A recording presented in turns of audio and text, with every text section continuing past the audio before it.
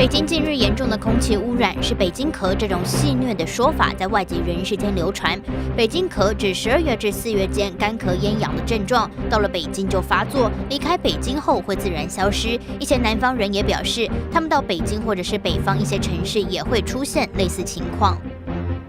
依据最新统计，截至去年底，大陆60岁以上的人口已经达到1亿9390万人，占总人口的14.3%。大陆正以惊人的速度进入老年化，未富先老的特点让其面临的挑战更为严峻。